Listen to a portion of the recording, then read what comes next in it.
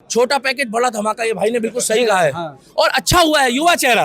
अब राहुल गांधी जी कंफ्यूज हो गए हैं कि युवा कौन है। राहुल गांधी की जब भी मजे लेने लगते हो। आप गोद ले लो ना उनको, अगर आपको बेचारा लग रहा है तो। मोदी जी बहुत जेन्युइन है, वो शांत है। योगी जी को प्रधानमंत्री बनने, अगर योगी जी के आगे ये नारा लगा दिया होता तो बुरा मत मानना, जो कब्र में बैठे हुए मुर्दे हैं ना, वो भी उछल के कहते हैं कि हमारे को योगी जी। महिलाओं ने बोला उनकी पहले कबर खुद गई है। अच्छा, ठीक है, और खुदती चली आ रही है इनकी कबर, ये अपनी कबर के अंदर खुद ही गिरते चले जा रहे हैं। बिल्कुल रिटायर हमारे है जो कि नए वो। अध्यक्ष महोदय बने हैं नवीन नितिन जी, हम इनसे रिक्वेस्ट करेंगे कि इनकी 2 साल बाद पेंशन बनवा दीजिएगा राहुल गांधी जी की। एक 58 साल का अपने आप को युवा कह रहा है और हम 27 साल को क्या कहेंगे, हम अपने आप को बच्चा कहेंगे। ये वो चेहरा है जिन्होंने अपने बिहार के लिए भी बहुत बड़े बड़े कार्य किए हैं, और ये छोटा मतलब कहते हैं ना, छोटा पैकेट बड़ा धमाका, ये वो चीज है। आप उनकी हाइट और उनकी शक्ल पे, उनके मतलब फेस पे मत जाइएगा, उनके चित्र पे नहीं, उनके चरित्र पे जाइएगा, क्योंकि आपको चरित्र पे जाने की इसलिए जरूरत है। योगी मोदी ये वो शख्स है जो अपने पिटारे में से कब क्या निकाल दे। जैसा कि पत्रकार महोदय आपने अभी ये बात कही है, तो ये वो लोग हैं जो कभी भी कुछ भी कर सकते हैं। जेपी नड्डा, आज से पहले किसी ने सोचा था कि वो राष्ट्रीय अध्यक्ष बन सकते हैं? उससे पहले अमित शाह जी, और आज नवीन नितिन जी जो है, आप देखिए ये इतना बड़ा चेहरा बन के उभरे हैं। और इसके साथ साथ यूपी वालों को भी बधाई हो, क्योंकि वहां पर भी एक उत्तर प्रदेश का एक अभी नया चेहरा जो अध्यक्ष बनाए गए हैं, उसके लिए भी सभी उत्तर प्रदेश वासियों को भी बहुत बहुत बधाई हो। दिल्ली का दीपक भी चहक रहा आज तो। देखिए पत्रकार महोदय की सबसे बड़ी बात यह है कि मैं इस पार्टी को इसलिए सपोर्ट करता हूं कि ये धर्म के लिए भगवाधारी है। ये जो बात करती है, ये धर्म की बात करती है, राम की बात करती है, श्याम की बात करती है। आज आप जाकर पता करो, चंद कदमों की दूरी पे यहाँ पर एक समय में पहले झाड़ू का मुख्यालय था। जब यहाँ ढोल बजते थे ना, तो वहां पर जो है बियर के पैक खुलते थे। नहीं भाई, ये लोग खुश होते थे, ये लड्डू बांटते थे, और वो लोग मातम मनाते थे बेचारे। कम में पीते थे। यहाँ से उनका हेडक्वार्टर चला गया है। आज मेरी आत्मा रो रही है, आप लोग जश्न मना रहे हो।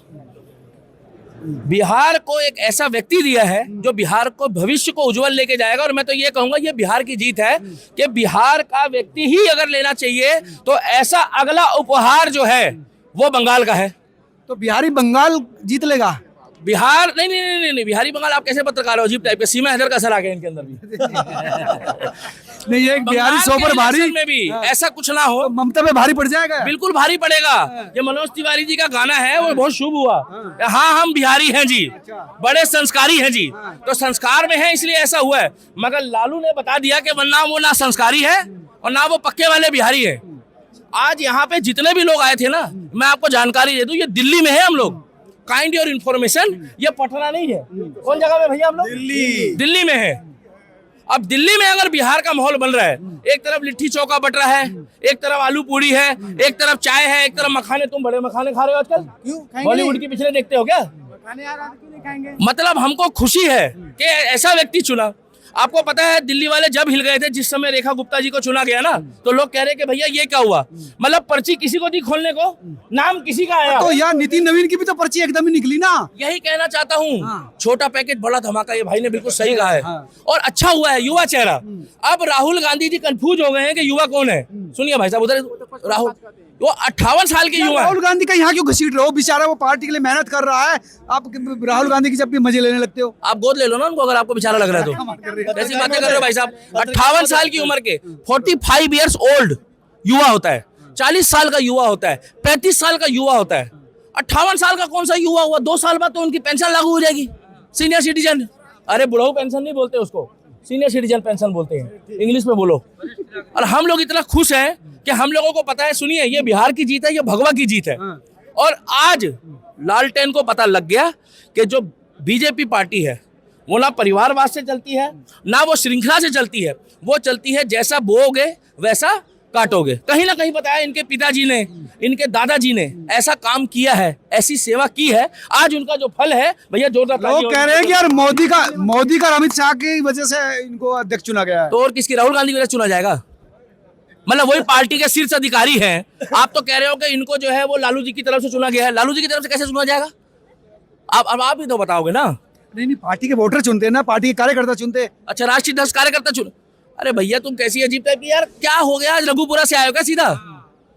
भाई साहब, पार्टी के शीर्ष नेता बहुत चुन के, सोच विचार करके, जब उनके पास फाइल पहुंची तब उन्होंने छूटते कह दिया, हाँ इट्स राइट। फाइल का तो पता ही नहीं चला ना। आपको बताएंगे, अब यहाँ मीटिंग चल रही होगी तो आपको फोन करके बताएंगे क्या कि क्या चल रहा है मीटिंग में? आपके सामने थोड़ी ना खोल देंगे, इतना यही तो पता होता है, है। नहीं पता है बीजेपी कोई, ये भीड़ में एक बार ये भैया एक बार कैमरा घुमा देना भाई साहब, ये जो भीड़ में तमाम लोग खड़े हैं आप सबकी तरफ दिखा दो।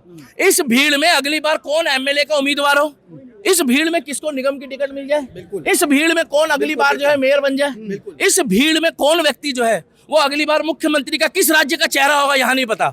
यहाँ पर बिल्कुल चुपचाप रहते हैं, साइलेंट, और जितना साइलेंट उतना खतरनाक। ऐसे यही तो मामला है ना, साइलेंट खतर, यही तो दिक्कत है ना भाई। लोकतांत्रिक पार्टी में सारे निर्णय सबके बातों से सहमति से होते हैं। राष्ट्रीय अध्यक्ष जब चुना जाता है ना तो पार्टी का पर्सनल निर्णय होता है वो, ये इलेक्शन से इसका कोई लेना देना नहीं है। और यहाँ पर जो तमाम लोग हैं, यहाँ पर वो लोग आए हैं जो बुद्धि से काम लेते हैं, विवेक से काम लेते हैं, बुद्धि से काम लेते हैं, विवेक से काम लेते हैं। और सबसे बड़ी बात है कि इनके अंदर जितनी बर्दाश्त की क्षमता है ना, उतनी बर्दाश्त की क्षमता हर पार्टी संगठन में नहीं है। इसीलिए इसको सर्वश्रेष्ठ पार्टी, विश्व की सबसे बड़ी पार्टी और विश्व की सबसे बड़ी सहनशीलता। अब एक बात बताओ, यही वो पार्टी है जो राम मंदिर के लिए 500 साल इंतजार करवाने के बाद भी शांति से कोर्ट से जीत के आई।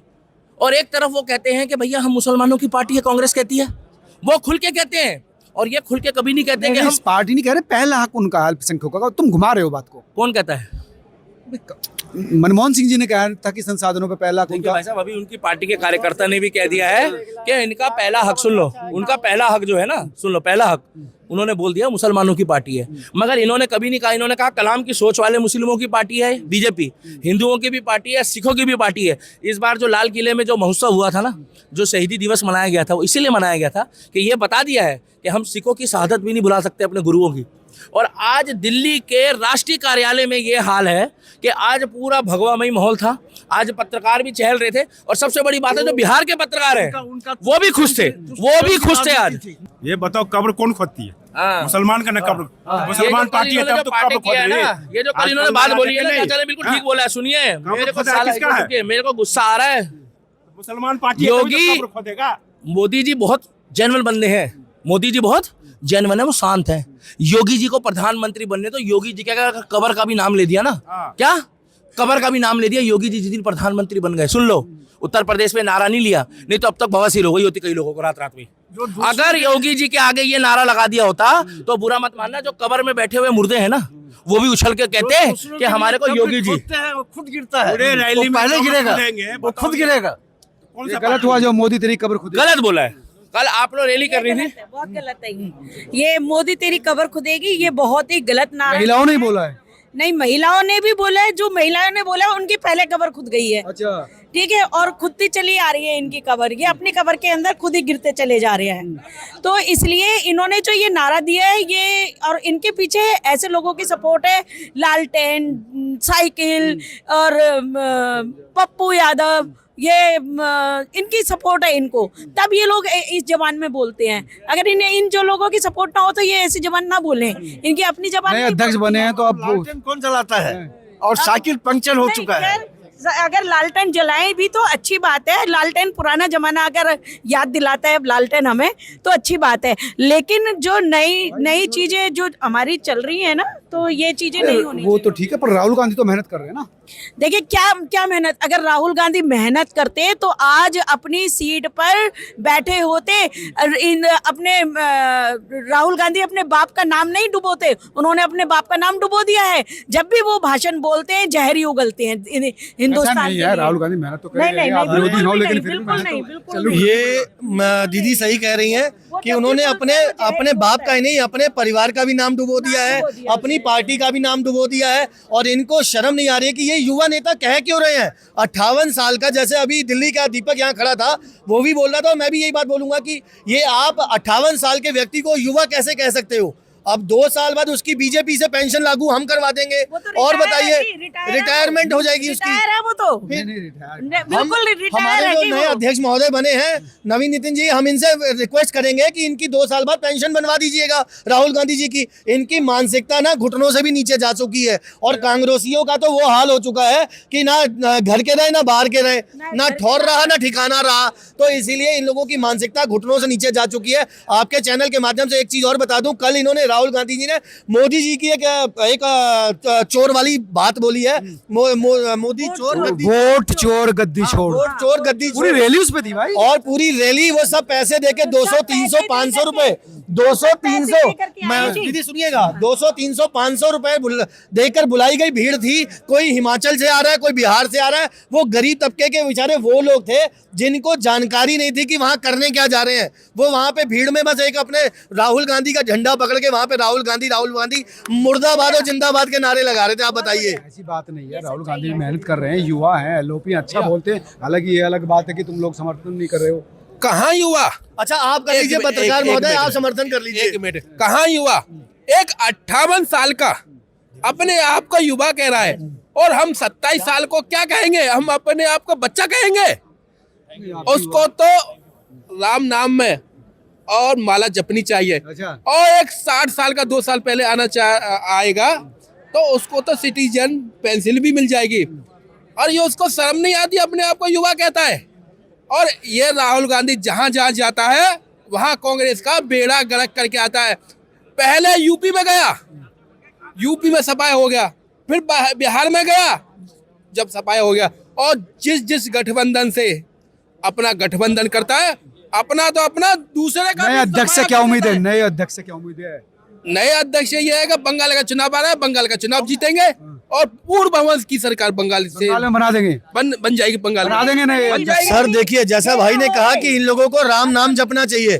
इनको गौमूत्र से बदबू आती है, गोबर से बदबू आती है, राम मंदिर के ये खिलाफ बोलते हैं, राम मंदिर का बहिष्कार करते हैं। अरे इनको राम भगवान प्रभु श्री राम का ही श्राप लग रहा है कि ये पार्टियां खत्म होती जा रही हैं। चाहे वो अखिलेश यादव की हो, सपा पार्टी, बसपा मायावती की, आप देख लीजिए केजरीवाल खत्म हो गए, कांग्रेस खत्म हो गई, दर बदर की ठोकरें खानी पड़ रही है, अपनी एक एक सीट के लिए भीख मांगनी पड़ रही है। बंगाल जीत जाएगी। बंगाल तो सर जीते हुए हैं, खेला होवे खत्म, खेला खत्म हो गया। अब की बार खेला होवे का खेल खत्म, ममता को हरा देंगे नवीन। बिल्कुल 100% हराएंगे। तो ये थे वो बीजेपी के उत्साही कार्यकर्ता जो इस समय बीजेपी कार्यालय में है और इतने उत्साह में है कि 25 का जो निर्णय है, नए अध्यक्ष का जो निर्णय है, वो 2026 में बंगाल में चमत्कार करेगा। आप तमाम लोग क्या सोचते हैं, जरूर बताएं। नमस्कार।